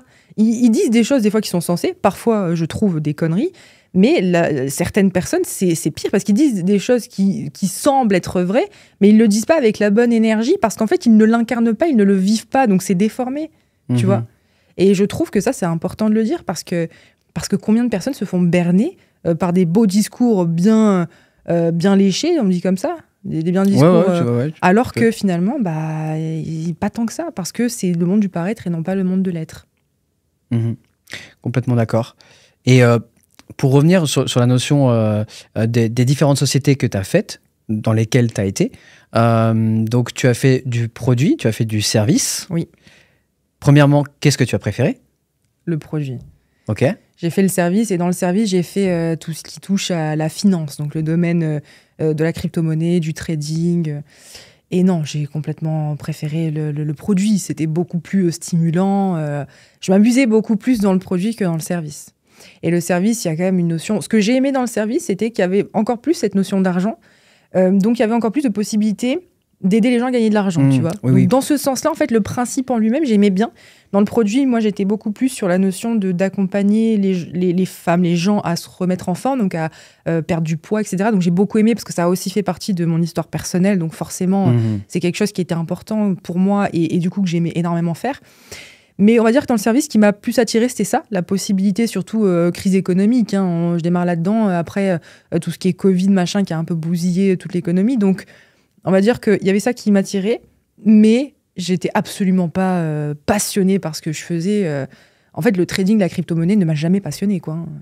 Absolument pas. Donc, j'ai préféré à choisir le produit. T'es pas en mode investissement dans ta vie? Pas du tout, pas du tout. Alors moi, tu claques. Je claque. Non, je claque pas. Non, je claque pas. J'investis, mais mieux déjà. J'investis mieux parce que j'ai perdu énormément d'argent. Oui, j'ai quand même une... En fait, c'est ça. C'est que j'ai gagné énormément d'argent, mais j'en ai aussi beaucoup perdu du fait de ma naïveté et de mon manque de compétences dans ce sujet-là. Tu veux en parler de ça? Oui, on peut. Ouais. Justement, comment tu as perdu de l'argent et exactement ce que tu viens de dire par rapport à ta naïveté et que tu savais pas, tu connaissais pas le milieu de l'investissement. Ouais. En fait, c'est vraiment par crédulité. C'est-à-dire qu'à ce moment-là, donc dans ma vie, comme j'ai énormément gagné d'argent, il faut se rendre compte que pendant des années, j'ai gagné entre 50 et 100 000 euros par mois tous les mois, quoi. Et vraiment. Et en fait, j'ai du coup... je commence à accumuler énormément d'argent, je passe le million sur mon compte en banque, personnel, enfin, non, je dis une connerie. Mais comme j'étais en Andorre, c'est un peu pareil, tu vois. J'avais très peu d'impôts société à ce moment-là. Et je me retrouve avec un compte en banque rempli comme ça, et je savais pas quoi en faire, c'est bizarre à dire, mais... Et ça fait quoi, d'ailleurs? Quand on vient d'une famille modeste et... Pas grand-chose, en fait. C'est ça qui est dingue, c'est que tu peux très bien avoir beaucoup d'argent et te sentir en insécurité financière. D'accord. Je peux très bien être beaucoup, beaucoup, beaucoup plus riche que toi financièrement, mais me sentir beaucoup moins en sécurité. C'est très paradoxal. Donc, c'est pour ça que c'est pas le plus important, c'est pas à quel point tu gagnes de l'argent, c'est à quel point tu es capable de le gérer. C'est ta capacité à gagner de l'argent, oui, mais c'est aussi ta capacité à bien le gérer. Et en fait, le rapport à l'argent, il est tout aussi important que ta capacité à en gagner. Parce que tu peux gagner beaucoup d'argent, mais si tu as un mauvais rapport avec l'argent, en fait, il ne va pas rester. Et c'est un peu ce qui m'est arrivé, dans le sens où je n'avais pas conscience, en fait, de tout ce que représentait cet argent-là. Tu vois ou pas? Non, je vois pas du tout. Une espèce de petit moucheron là qui me... Donc, je ne savais pas quoi faire de cet argent-là, tu vois. Et en fait, j'ai rencontré des bonnes ou mauvaises personnes, ça dépend le point de vue, tu vois. Mais des personnes qui ont profité un peu de ma naïveté, de ma crédulité, de mon manque de connaissances et de compétences dans le domaine de l'investissement, et qui clairement m'ont fait perdre énormément d'argent. Ça se compte en centaines de milliers d'euros. Donc j'ai vraiment perdu énormément d'argent, et là je me suis dit que c'était complètement impératif que je me fasse accompagner, quoi, que je me fasse mentorer, que je m'éduque réellement financièrement. Et c'est ce que je te disais tout à l'heure, la notion de quand tu as une qualité poussée à l'extrême, tous les extrêmes sont mauvais. Tu vois, une qualité poussée à l'extrême devient un défaut. Et la qualité que j'avais à ce moment-là, qui s'est transformée en défaut, donc la crédulité, la naïveté, c'était l'innocence. J'étais complètement insouciante, innocente. Moi, t'imagines, je viens d'un milieu, je suis quand même une fille sympa, je suis pas là, même si j'ai fait des petites conneries comme tout le monde, tu vois, bon voilà, et puis en plus, moi, je me suis fait rattraper, donc je te parlais de petites arnaques, voilà. Je me suis fait rattraper, donc voilà, je finis toujours comme ça. Moi, je peux pas faire de quelque chose de négatif, ça me retombe toujours sur la gueule, mais vraiment, j'ai vraiment un karma très violent, moi. Et en fait, donc, j'étais à ce moment-là très insouciante, très innocente, et je pensais que tout le monde était comme moi. Tu vois, que tout le monde était, moi, je fais pas ça aux gens pour qu'ils me feront ça, pour qu'ils me feraient ça, tu vois. Et en fait, c'est cette notion-là qui m'a perdue à ce moment-là. Je comprends très très bien parce que j'ai été comme ça pendant très très longtemps. Ah ouais? Et je le suis encore un petit peu à l'intérieur, je le sais. Ouais, bah oui, c'est une tendance, de toute façon, qu'on a. Ouais. Mais je vois très très bien, ça résonne en moi. Voilà. Mais justement, tu disais, voilà, peut-être que tu as été crédule, voilà, mais il y avait quelque chose, je me souviens d'un investissement où il y a quelque chose de bien ficelé derrière quand même, il me semble, non? Oui, c'était une grosse arnaque. Hein. C'est quelqu'un qui m'a fait croire monts et merveilles. Donc, il m'a vraiment fait croire au rêve. Waouh, t'inquiète, regarde, investis avec moi, je vais te faire gagner ça. Regarde, le gars, il t'a déjà acheté pour des milliers. Enfin, je me rappelle, en fait, je peux même plus te dire ce que j'ai acheté comme service et ce dans quoi j'ai investi. C'est incroyable. Tellement j'ai fait confiance aveuglément à cette personne-là. Mais très bêtement. Et en fait, la raison pour laquelle je lui ai aussi très facilement fait confiance, au-delà du fait que très bon orateur, justement, ce fameux monde du pari, tu vois, tout est lié en plus dans ce podcast, c'est au top. Hein, vraiment. Au-delà du fait que ce soit quelqu'un qui était, tu vois, il payait pas de mine. Il payait pas de mine, il était comme toi, comme moi, très sympa. En plus, moi, justement, comme il avait de l'argent à ce moment-là, il rinçait un peu tout le monde. Moi, comme j'avais beaucoup d'argent, justement, je voulais pas tomber dans ce truc-là. Donc, je lui payais des trucs en plus. Enfin, tu vois, c'est moi qui payais les restos. C'est moi, on est parti en voyage, je lui ai payé les billets d'avion, machin. Je voulais pas tomber dans ce truc de parce que toi aussi, t'as de l'argent, c'est toi qui vas tout me payer. Non. Enfin, à ce moment-là, j'étais complètement dans un autre multiverse, quoi. Hein. Alors qu'aujourd'hui, c'est plus du tout le cas. Je suis plus du tout comme ça. Mais j'étais tombée là-dedans. Et c'est quoi que je voulais dire ? Redonne-moi le fil. Non, je disais qu'il y avait un vrai cheminement derrière. Ouais, et la deuxième chose qui a fait aussi que j'ai fait confiance, et ça, il faut faire très, très attention à ça, et ça, tu vois, c'est un vrai conseil que je peux donner aussi parce que je l'ai vécu, c'est le principe d'association d'idées, tu sais, parce que tu es mon ami et que tu fais confiance à quelqu'un, je lui fais confiance aussi. Les amis de mes amis sont mes amis, et en fait, c'est très dangereux parce que tu sais pas à quel point tu as bien géré cette relation, à quel point tu sais pas. Et moi, en fait, bêtement, parce que un de mes amis faisait confiance à cette personne-là et avait déjà investi avec lui, et ben en fait, j'ai fait confiance bêtement. Voilà, tout bêtement. C'est vraiment de la crédulité, de la naïveté. Ouais, mais c'est encore une fois une première fois. Enfin, je veux dire, c'est le début. Et c'est quand on se casse la gueule que après c'est no way, tu vois. C'est genre non, plus jamais, tu vois. En fait, je pars du principe qu'il y a deux façons, il y a trois façons en réalité de comprendre quelque chose, tu vois, d'important. C'est soit tu vis l'expérience et tu payes l'addition, comme là, ça a été mon cas pour ça. Donc, je l'ai payé très salé, mais je l'ai payé quand même, tu vois, par expérience, donc l'expérience personnelle. Il y a, parce qu'on appelle aussi le mentoring, tu vois, justement, de se faire accompagner, pour moi, c'est quelque chose d'important, parce que tu as cette notion de le mentor peut te permettre d'éviter certains pièges, de tomber dans certains pièges, d'éviter certaines erreurs. Mais c'est pas pour autant, moi qui suis mentorée, c'est pas pour autant que je tombe pas dans les pièges encore aujourd'hui. Hein. On a le principe de libre arbitre. J'en fais parfois un peu comme ma tête et je fais encore des erreurs sur certaines choses, ça m'arrive. Mais je pars du principe que c'est important. Et la troisième, je sais plus. Ok.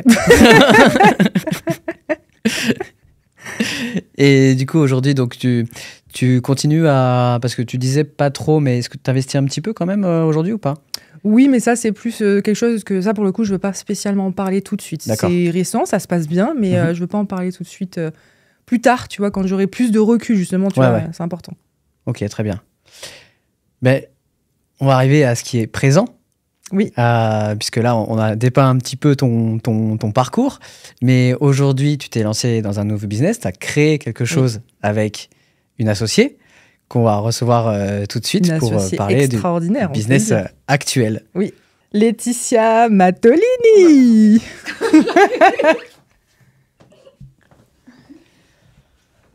Salut Letty, on vient de t'accueillir pour parler du business que vous avez créé toutes les deux ensemble. Yes. Déjà, comment ça va ? Ça va super, écoute, merci. Et toi ? Moi, ça va magnifique. Hein. Pour l'instant, c'est extraordinaire, comme je le savais déjà depuis fluide, voilà. En bonne compagnie. Exactement. C'est génial. Alors déjà, la question première, c'est comment est-ce que vous vous êtes rencontrés ? Je commence. Ouais, vas-y, je te laisse la parole un peu, je reprends mon souffle. J'ai eu la chance d'être dans l'équipe de Lisa, donc on s'est rencontrés grâce au MLM. Alors j'ai bossé avec elle surtout ces 2 dernières années, et on s'est rencontrés surtout dans l'adversité et la difficulté. D'accord. Voilà. Et c'est ce qui a fait qu'on a vraiment appris à se connaître et de créer une vraie relation basée sur des valeurs hautes, et c'est comme ça qu'en fait est arrivée notre association. Vraiment dans la difficulté. Parce que tu faisais du MLM aussi avant aussi. Oui, j'étais chez Moder, sauf que j'étais absolument pas dans l'équipe de Lisa. Et ensuite, je l'ai rejoint dans la dernière société qu'on a faite ensemble. Ok. Dans le service. Voilà, dans le service. Et c'est là que du coup, on a appris à se connaître, on a travaillé ensemble. Alors au début, pas forcément en proximité, mais après, voilà, sur la dernière année, là, on a vraiment travaillé avec proximité. J'ai appris à la connaître, elle a appris à me connaître. On a rencontré des difficultés liées à l'être humain, hein, finalement. Et du coup, à partir de là, ça a été l'effet déclencheur. On s'est mutuellement, comment te dire, On s'est rapprochés, en fait. Hein. oui, on s'est rapprochés et surtout, mutuellement, on s'est montré à quel point on pouvait compter l'une sur l'autre. Exactement. Ok. C'est pour ça qu'il y a vraiment la notion de valeur qui est rentrée en jeu. Le fait de voir comment est une personne dans la difficulté, tout de suite, tu vois le vrai visage, quoi. Et dans un milieu, comme on le disait, qui est le MLM, c'est vrai que c'est aussi une des choses qui est assez parlante, c'est de voir les personnes avec qui tu matches profondément. Exactement. C'est qu'encore une fois, c'est dans l'adversité, mais aussi dans tout ce groupe d'individus et d'émotionnels, d'ego et tout ça, que tu vois les gens, pas forcément qui se distinguent, pas qui se distinguent, oui, mais aussi qui vont plus matcher avec toi. Tout à fait. Et donc, du coup, alors, de quoi parle votre nouvelle entreprise et en quoi ça consiste? Alors, très bonne question. J'y vais. Oui, vas-y. Alors, notre entreprise, c'est Lady First, qu'on a créée avec Lisa, ça fait presque 1 an, qu'on a commencé à construire dans l'ombre, justement, voilà, de notre côté. Donc, l'objectif de Lady First aujourd'hui, c'est qu'on a créé un club pour les mamans. Donc, on est vraiment niché maman. On va aider les mamans parce qu'on a compris qu'il y avait des valeurs aussi par rapport à ça. Puisque aider une maman aujourd'hui, c'est aider tout son univers. Aider ses enfants qui sont les adultes de demain. Donc, du coup, pour nous, c'est très important parce qu'on le sait, hein, la maman, c'est le pilier du foyer. Donc, on va l'aider sur toutes les sphères de sa vie, tout ce qui compte énormément. Donc, il y a l'aspect business, bien sûr, parce que la notion d'argent est importante, mais il y a tout ce qui est autour. Donc, l'amour, le foyer, la vitalité, la confiance en soi, l'estime de soi, parce que c'est important aussi. Les enfants, en fait, finalement, n'écoutent pas toujours nos conseils, mais ils vont prendre notre exemple. Donc, du coup, pour nous, c'est important de pouvoir aider ces femmes-là. Et surtout, on s'en est rendu compte aussi dans le MLM. Hein, il y a beaucoup de mamans qui font ça Ouais, énormément. pour pouvoir justement travailler à la maison et voir les enfants grandir. Et du coup, on a été confrontés à une triste réalité, c'est que les mamans, aujourd'hui, on a quand même 1001 casquettes, on a beaucoup de responsabilités dans une journée. Et qu'est-ce qui se passe? Eh bien, souvent, il y a un fort déséquilibre, puisqu'on veut travailler, on veut réussir, on veut gagner de l'argent, et c'est au détriment des enfants. Et du coup, qu'est-ce qui se passe? On a des enfants qui sont soit en difficulté ou qui sont en manque d'amour. Et puis, ça va créer beaucoup de dommages collatéraux. Donc, voilà, cette idée, elle est vraiment profonde. Aussi, hein. Et du couple, bien sûr. Ça peut créer, il y a aussi beaucoup, tu vois, on en a beaucoup vu, des mamans dans le MLM qui ont eu des problèmes de couple à cause notamment de... J'allais dire, vous l'avez beaucoup vu ça. Ah oui, Parce que moi, énormément. pourtant, j'ai pas énormément travaillé dans la même, mais j'ai vu ça. Hein. Des gens qui se séparent pour choisir la carrière MLM. Il y en a pas mal, même où on leur dit même. Ou Il y a alors, certaines c'est même personnes pas qui qu'ils leur l'ont disent choisi, aussi. c'est que ça a tellement détruit le couple Oui. que finalement, en fait, il y a séparation. Donc même pas par choix, parce qu'on préfère la carrière que le couple. Hein, parfois, ça a tellement détruit les familles. Les zooms à 21h jusqu'à 2h du mat. On se rend pas compte quand on n'est pas dedans, mais quand on est dans le MLM, il y a une triste réalité, c'est que tu es prisonnier. C'est-à-dire qu'on te dit que si tu veux réussir dans le MLM, c'est du non-stop. On connaît, il y a tellement d'anecdotes qu'on pourrait te citer de femmes qui, par exemple, elles ont un décès dans leur famille, on te dit « Ah bah non, mais tu dois quand même être là ce soir parce que si tu veux réussir, c'est comme ça dans la vie. » Enfin, c'est des trucs comme ça et c'est très grave. Il y a des choses... Ça, c'est grave. Oui. Clairement. Mais il y a trop de choses comme ça. Et dans le MLM, on te vend la liberté, mais en fait, ce n'est pas vrai. Elle n'existe pas parce que la liberté, elle n'est pas extérieure, elle est intérieure, encore une fois. Il y a trop de choses qui ne sont pas visibles et qu'on te fait croire. Et c'est encore une fois le monde du paraître. On te fait croire que c'est possible. Oui, ça l'est. Mais la majorité des cas, ce n'est pas du tout ce que vivent la majorité, en tout cas. Encore moins les Après, ce que tu dis, c'est quand même une extrême. Mais il y a les deux. Il y a aussi plein de profils différents. C'est-à-dire que tu parlais du décès tout à l'heure, de quelqu'un qui a dit ça. J'imagine que tout le monde ne fait pas ça non plus. Tout le monde ne dit pas, tu vois ce que je veux dire. Oui, mais ça peut exister, c'est ça qu'il faut savoir. En fait, ça peut exister, mais même si certains ne le disent pas, tu as tendance à le croire. À le vouloir, pardon. À le sentir, peut-être. Comment dire imagine, donc, la personne donc, évidemment que c'est pas tout le monde qui dirait « Attends, t'as vécu un décès, tu rigoles ou quoi, sois là ce soir à 21h ». Bien sûr que c'est une minorité. Mais dans la majorité silencieuse, combien le pensent ? Ouais, c'est bon, vas-y, viens ce soir. C'est une atmosphère, en fait, qui a. Donc oui, je suis d'accord avec toi. C'est bien sûr, c'est pas tout le monde. Et puis, mais pas non plus tout le monde est comme ça à 100%. Il y a même ceux qui ne le pensent pas, tu vois. Mais je peux t'assurer que c'est quand même c'est une atmosphère générale qu'il y a. Oui, exactement, c'est ça. Et puis aussi, dans le couple, je pense que quand on est dans le MLM, on fait aussi beaucoup de développement personnel. Et du coup, à un moment donné, les femmes, elles prennent confiance en elles. Elles peuvent gagner plus d'argent pour certaines. Et du coup, ça peut créer aussi un déséquilibre dans le couple. Parce que du coup, c'est comme si tu étais monté dans le train, tu étais allé beaucoup plus vite, et ton mari ou ton conjoint, il est resté sur le quai. Et toi, tu es dans un univers où lui, il est extérieur à cet univers. Donc, il ne comprend pas ce que tu es en train de vivre. Et puis, toi, tu es là dans ton truc. Et c'est vrai. Et souvent, dans le MLM, je vais prendre cet exemple-là, on fait beaucoup d'événements. Il y a des voyages, il y a des événements.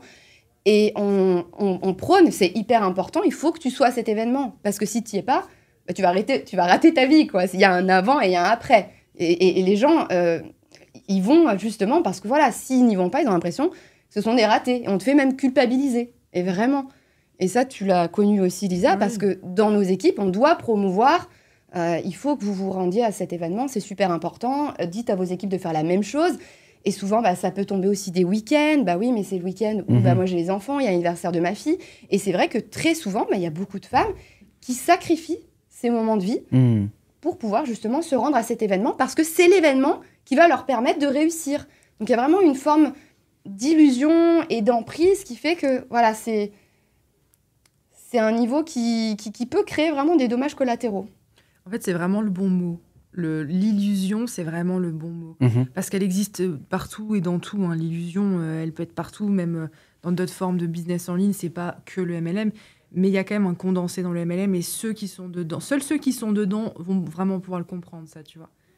Mais c'est quand même une réalité. Après, les femmes qui sacrifient des parties de leur vie, des domaines de leur vie, des personnes, des moments, comme tu disais, c'est pas lié que au MLM, ça non plus. Bien sûr. Mais encore une fois, c'est un condensé parce que t'imagines si tout un tas de personnes en même temps te font comprendre la même chose. En gros, il y a une réalité qui se crée en fait, illusoire, mais c'est une réalité quand même. C'est devenu réalité en fait, tu vois. Je sais pas ce que je veux dire. Ouais, non, mais je vois très très bien. Et du coup, pour pallier à ça, vous avez réuni un petit peu tout ce qui était difficile dans l'univers des femmes, quand j'ai l'univers, le microcosme en fait, pour qu'elles puissent s'épanouir dans tous les domaines. Oui. C'est ça. Et concrètement, ça se traduit comment ? Alors nous, il y a vraiment une notion de mentoring, d'accompagnement. C'est-à-dire qu'on va prendre en considération l'entièreté de la personne. On parle vraiment de mentoring à 360 degrés. C'est-à-dire que nous, nos clientes aujourd'hui, quand elles viennent, ce sont des femmes, ce sont des mamans d'abord. Il y a le projet, effectivement, autour du business, parce qu'on va les aider à déployer ça, mais on doit prendre tout en considération leur conditionnement, leurs valeurs, leur rythme, leurs obligations familiales, mais également ce qui compte pour elles, parce que ce qui compte pour moi n'est pas forcément la même chose qui compte pour Lisa. Et en fait, dès l'instant où tu es complètement en harmonie avec ce que tu vas faire, se crée autour de toi, il y a toutes les portes qui s'ouvrent, en fait, parce que tout est aligné. Et c'est pas tu choisis un business model parce que oui, ça me permet de gagner de l'argent. On est sur autre chose, quelque chose de beaucoup plus haut, de beaucoup plus élevé. Donc du coup, on va vraiment accompagner ces femmes-là à créer. Alors certaines viennent nous voir et ont déjà un business, mais voilà, elles ont atteint un plafond de verre. Elles n'arrivent pas et nous, on arrive en posant des questions à savoir d'où ça vient. Parce que des fois, c'est pas le business, mais vu que tout est intrinsèquement lié, c'est comme, en fait, ta vie, c'est comme un grand puzzle. Et chaque petite pièce de puzzle est importante. Et des fois, on se rend compte que quelqu'un va se dire « je ne comprends pas, je travaille, je fais tout ce qu'il faut, du matin au soir, et pourtant, je n'ai aucun résultat. » Ça marche pas ou pas assez. Et en fait, en creusant, on se rend compte peut-être qu'au niveau du foyer ou en amour, ça ne fonctionne pas. Et en fait, l'énergie de l'argent est liée à l'énergie de l'amour. Donc en fait, c'est important aujourd'hui. On parle vraiment de mentoring parce que on s'occupe de tout. C'est pas, tiens, oui, on va t'apprendre comment te développer sur les réseaux sociaux, on va t'apprendre comment faire de l'argent. Non, il faut aller beaucoup plus loin que ça. Et en fait, c'est ça notre rôle aujourd'hui. Complètement. Et toi, c'est marrant parce que moi, naturellement, je vais plus parler de business, argent, etc. Elle va plus parler d'organisation, de gestion de la vie quotidienne, état d'esprit, tu vois, la notion de famille, même si j'en parle aussi, elle aussi d'argent. Mais en fait, c'est de là où est venu... on est très complémentaires, en fait. Moi, je vais justement être... C'est bien ça. Voilà, par rapport à nos clients. Donc, comme tu disais, pour résumer un petit peu, comme on sait ce qui existe, tu vois, comme côté négatif, notamment dans le MLM, mais aussi ailleurs, eh ben, on a voulu tirer un petit peu ça et proposer quelque chose de nouveau, de différent, où, effectivement, on va permettre à ces mamans donc, de créer, de lancer et de déployer leur propre activité digitale. Donc, vraiment, leur propre offre digitale. Donc, c'est digital, par contre. C'est vraiment... Oui, alors on a aussi principalement les clientes qui sont business en dur, mais si elles partent de vraiment zéro, on part sur du digital. D'accord. Mais on a aussi des clientes qui ont des business en dur, notamment des instituts, des salons de beauté, surtout, tu as des prothèses ongulaires. On a un peu de tout ça.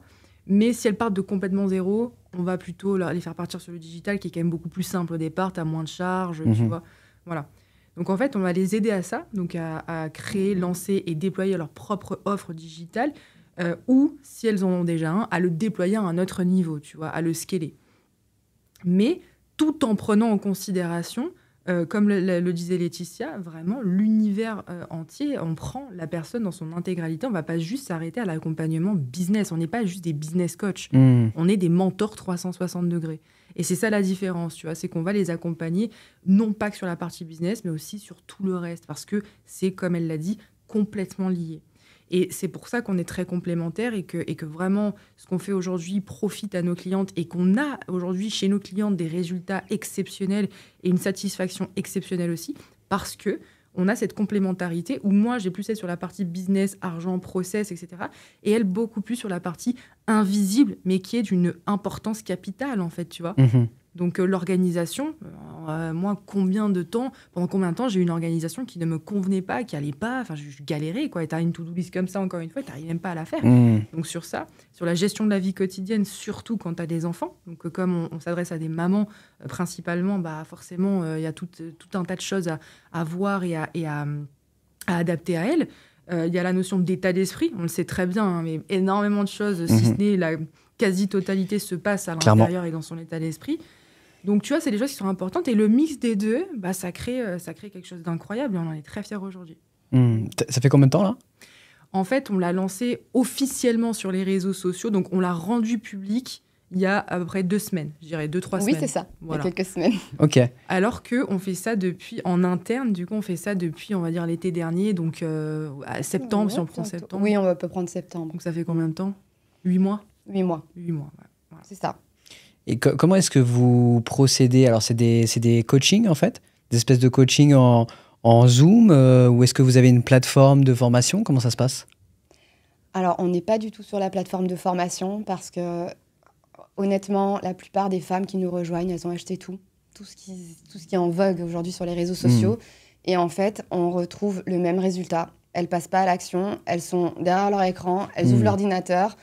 Allez, le module 1, il est terminé, mais après, elles savent pas par où commencer. Ouais. Parfois, tu procrastines, mais non pas parce que tu es feignante, mais tout simplement parce qu'en fait, tu as peur et tu sais pas et tu as besoin. Et puis, tu as besoin d'un coup de pouce aussi. Exactement. Et puis, ça fait marcher... Enfin, l'autodiscipline, c'est extrêmement difficile pour 90% des gens. Bien sûr. Et c'est une question de discipline aussi qui va t'amener à tes résultats. C'est pas la motivation. La motivation, elle peut tomber. Il y a des moments, il y a des jours avec, il y a des jours sans. Alors que si tu es discipliné, bah, c'est complètement différent. Donc nous, on n'a pas du tout... on est contre ce format-là, puisque ça ne fonctionne pas, en fait. Et il y a beaucoup de personnes aussi qui pensent acheter pour pouvoir... Bah voilà, je le ferai à mes heures perdues. Mais en fait... Nous, ce qu'on veut, c'est des résultats. Et pas seulement des résultats, mais des transformations. Et c'est exactement ce qui se passe. Donc, en fait, on est sur du 100% sur mesure. Il n'y a absolument pas de collectif. On est en 100% individuel avec nos clientes. Et du coup, bah, ça se passe effectivement en Zoom. On a des appels, on a des conversations premium avec nos clientes. Et du coup, on va avancer avec elles step by step. Et quand elles arrivent à un moment où elles ont une petite friction, elles n'arrivent pas à... Voilà, et bah hop, on déclenche un appel et on y va. Et en fait, elles sont aspirées par notre énergie. C'est comme si tu veux, tu voulais développer ton business, mais tu es tout seul, tu sais pas par où commencer, quel chemin prendre. Et là, bah, tu as, on va dire, 2 petites fées, hein, voilà, nos clientes nous appellent souvent comme ça, où tu as vraiment 2 cerveaux avec toi, à tes côtés, pour avancer et du coup, faire tous les process de A à Z. Donc, sur toutes les choses. Le rapport à l'argent, parce que c'est vrai, quand tu commences à encaisser de l'argent et que tu commences à avoir beaucoup d'argent, comme l'a dit Lisa, si tu as un mauvais rapport à l'argent, l'argent peut rentrer, mais il peut aussi vite repartir.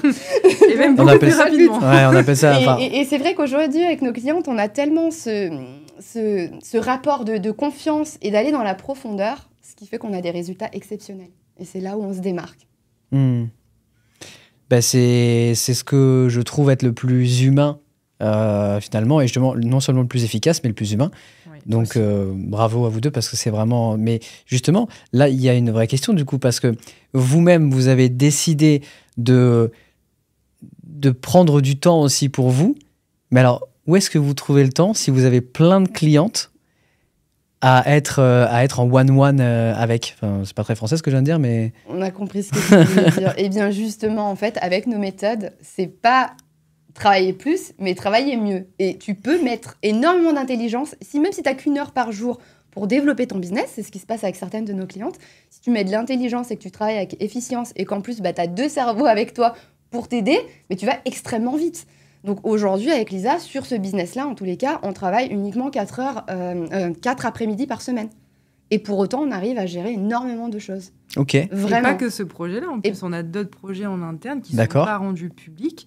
Et pourtant, on arrive à tout gérer aujourd'hui. Et nos clientes sont très satisfaites. Elles en ont clairement pour leur argent. Alors après, il y a aussi une réalité, c'est qu'on fait du haut de gamme. On est sur de la prestation... quand même du service haut de gamme. On n'est pas sur une formation à 300, 500 €. Il faut aussi le dire, c'est qu'il y a une notion de sélection aussi de clientes avec qui on va travailler.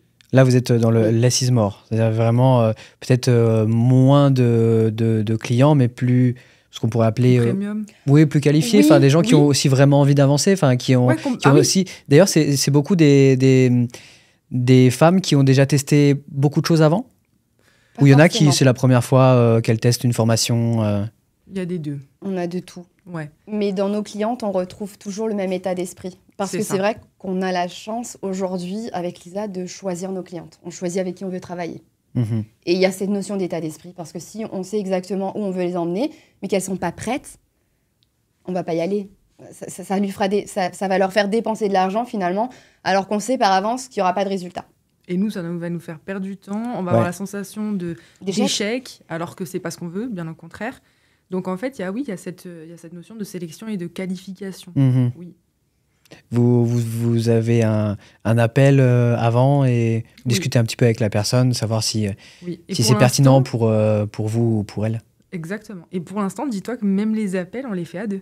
C'est pas chacune prend un appel, on se met vraiment toutes les 2. Donc, par contre, en amont, il y a quand même une discussion en privé, il y a quand même un process de pré-qualification pour le coup, mais il y a toujours un appel avec toutes les 2. Okay. Pour l'instant, peut-être qu'un jour ça changera, je sais pas, tu vois, mais pour l'instant, c'est comme ça. Et comment elles viennent à vous ?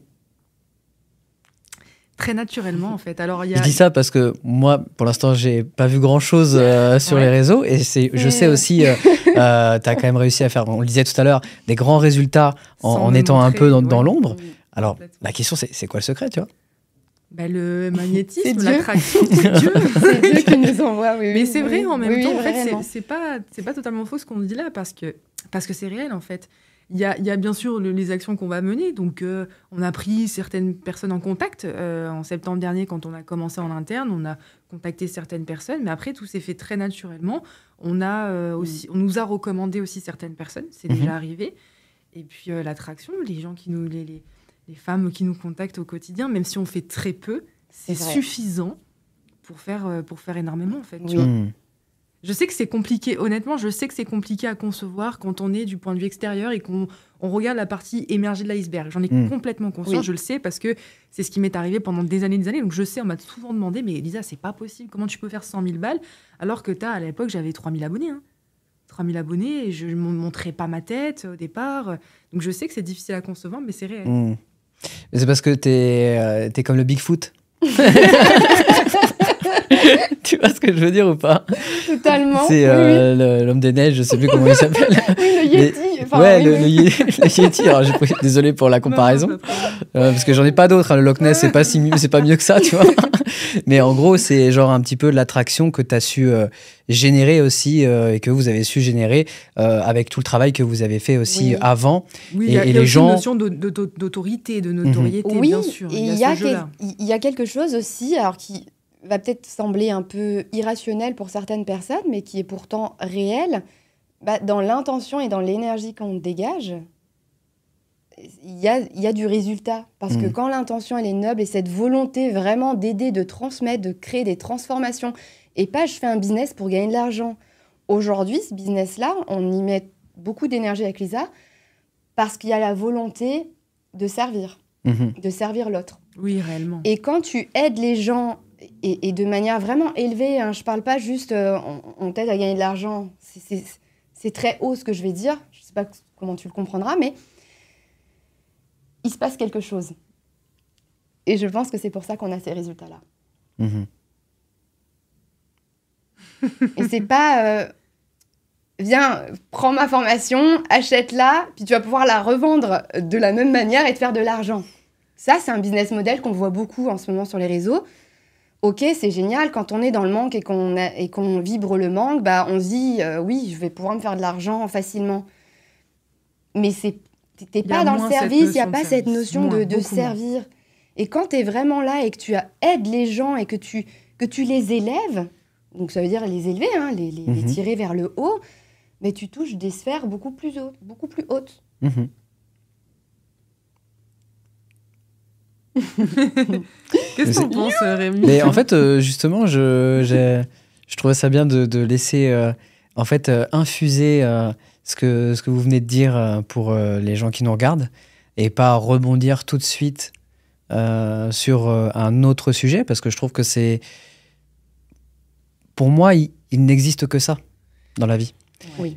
Pour moi, il y a un mot qui me revient tout le temps, et c'est pour ça que je fais ce podcast, entre autres, c'est la transmission. On ne fait que ça dans notre vie. Là, je veux dire, en fait, c'est toujours un échange. C'est un échange, c'est de l'amour circulaire. J'appelle ça un peu, tu sais, c'est entre le rationnel et le vaporeux, un peu, tu vois. Il y a vraiment quelque chose, je trouve que l'écoute est tout aussi important, le don est tout aussi important que de recevoir. Oui. Et donc, il y a vraiment cet échange, et quand vous dites ça, de vraiment donner avec ferveur, avec presque, on pourrait dire inconditionnellement, mais c'est quand même le mot. Moi, ça me rappelle forcément les choses que je fais aussi, donc forcément, ça me touche. C'est-à-dire que même quand j'étais sur scène, quand je faisais de la batterie, c'était cette notion d'amour qui circule, de partage oui. entre le public et nous. Là, pour moi, il y a un partage aussi, que ce soit avec une seule personne ou avec des milliers de personnes. Il faut vraiment qu'il y ait cette espèce c'est pas une fusion parce que c'est pas exactement le terme, mais cette transmission. Voilà, c'est aussi bête que ça. Pour moi, il n'y a que ça. Donc, je ne peux que plus soyer tout ce que vous dites par rapport à ça. Et ce don véritable, ce vraiment don véritable. Eh ben, je peux te dire un truc pour rebondir, c'est que souvent on me demande mais comment tu fais pour partir de zéro? Comment tu as fait en fait pour partir de zéro et atteindre les 100 000 € dans le MLM? Ou là, ce que vous faites, comment vous faites pour partir de zéro dans un tout nouveau domaine que vous n'avez jamais fait et en arriver là où vous en êtes déjà aujourd'hui? Ben, en fait, justement, pour moi, s'il y a bien une seule et unique chose que je devais garder, ce serait ça. C'est-à-dire que si tu n'as pas intrinsèquement cette volonté et intention d'aider, tu ne peux pas réussir. Ou alors, ce sera toujours éphémère. Tu vas pouvoir monter, mais ça va soit à un moment donné plafonner, soit se péter la gueule. Pour moi, ça, c'est une certitude. C'est une croyance que j'ai, une conviction très forte que j'ai, que pour moi, tu ne peux pas réussir à haut niveau, notamment dans la durée, parce que souvent, le plus difficile, c'est pas de monter, c'est de durer. De rester, ouais. Oui, exactement. Pour n'importe quel style de domaine. Exactement. L'art, c'est pareil, les carrières musicales, tout ça, t'en as beaucoup qui pètent et qui restent pas sur la longueur. Ouais. C'est pour ça que c'est hyper inspirant, les énormes carrières, je dis n'importe quoi, à la Johnny, je sais pas, les gens qui sont au top pendant 50 ans, c'est fou. Oui. Et pour moi, c'est ça que je garderais. Si je devais en choisir qu'un, ce serait uniquement le partage, la notion de service, l'aide, la transmission. Pour moi, c'est le socle commun, en fait. C'est le noyau de tout. Oui. Bah, c'est magnifique. et plus... Ah oui, une question que je voulais poser tout à l'heure. Est-ce que vous avez une moyenne d'âge particulière dans vos Non, mentorés? absolument pas. Alors, vu qu'on aide les mamans, c'est vrai qu'on n'a pas de clientes qui ont 70 ans aujourd'hui. Pour l'instant, mais ça peut arriver.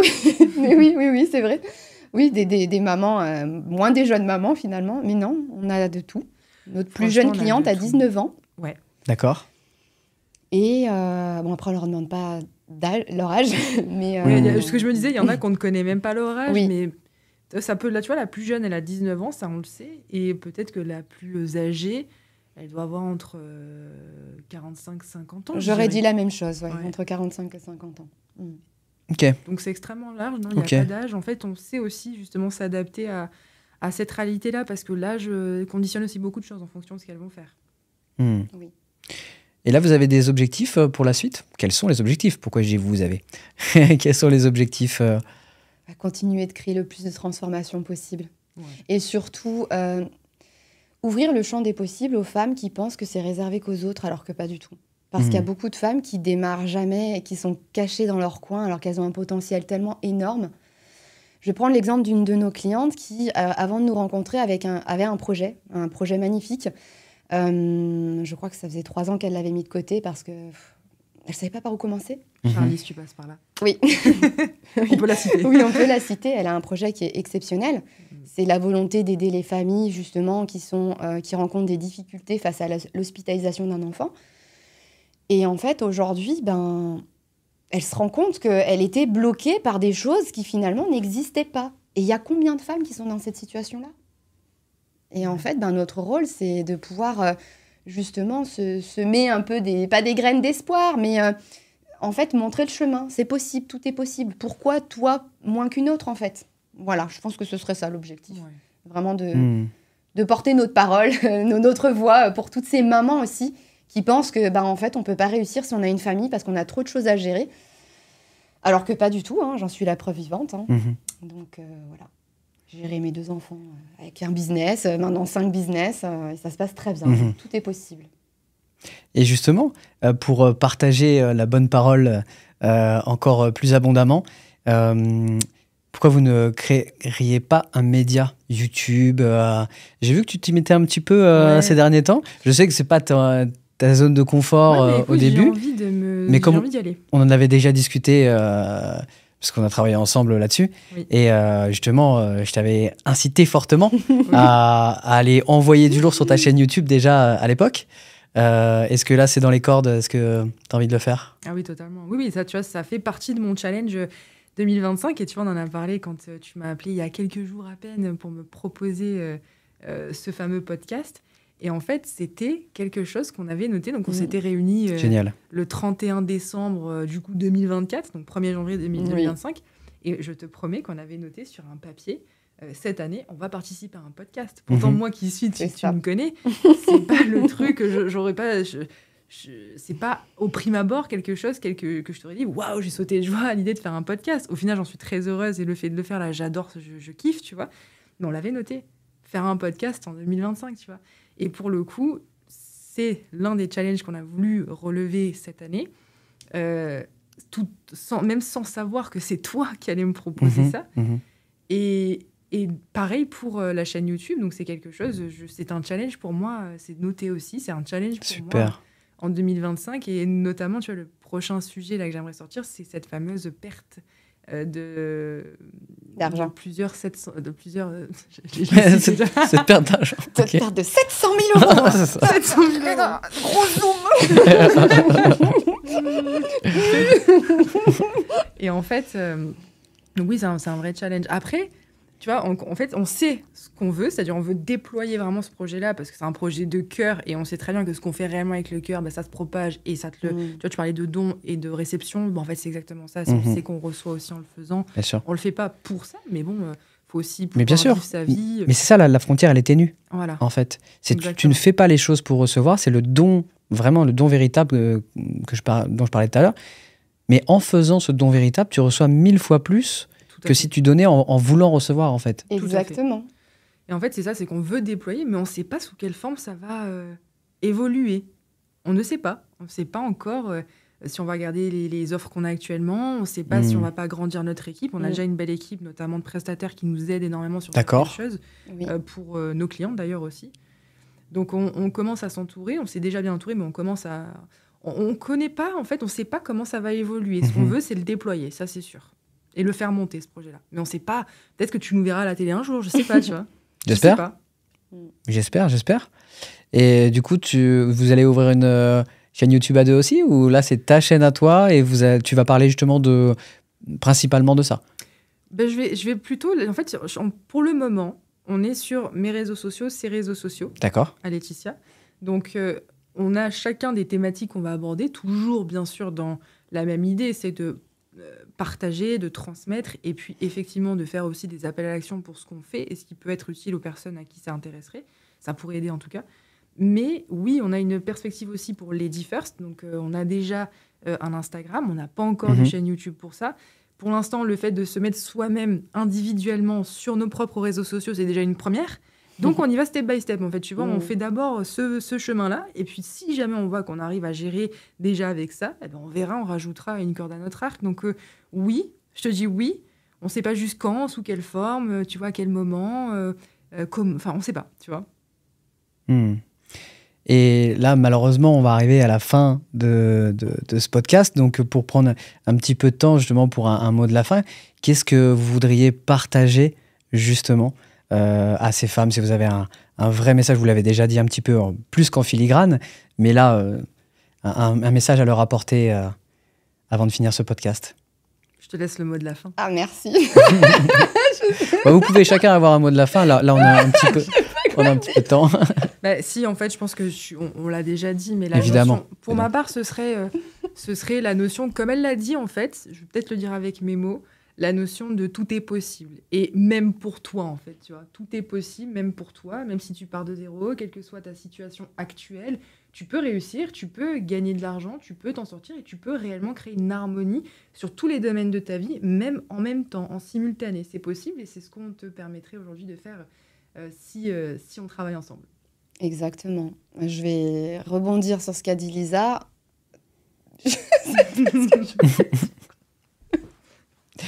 Regard caméra professionnel, genre on dirait que t'as fait ça toute ta vie quand même. Non mais t'as vu la genre, fois, au bout d'une heure, we need you.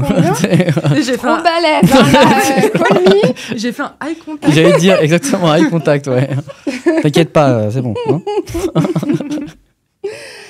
Eh bien moi je leur dirais qu'il faut qu'elles croient en elles, parce que souvent c'est lié à un manque de croyance en soi. Et on travaille énormément la croyance en soi et l'estime de soi. Donc le fait de ne pas oser, on se limite, tout simplement. Oser, à l'inverse, c'est la rose. Et soit tu choisis la rose, l'éclosion, l'épanouissement de la fleur, ou soit tu choisis les épines. Donc en fait, ose. Voilà ce que je leur dirais. Ose. Oser. Ah oui, ça c'est important, ça, oui. Bah écoutez, merci à vous deux. Et merci infiniment, Lisa, d'être venue sur ce podcast. C'était vraiment trop kiffant. J'avais vraiment à cœur de t'inviter ici parce que je sais ce que tu dégages, je sais ce que tu prônes, je sais que ça peut inspirer vraiment énormément de gens.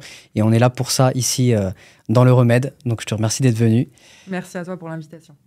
Et merci à toi, Letty. Merci. Et puis longue vie à votre business, merci. Qui est magnifique également. Merci Rémi. Voilà. Bon, j'espère que je vais pas trop gesticuler comme un asticot.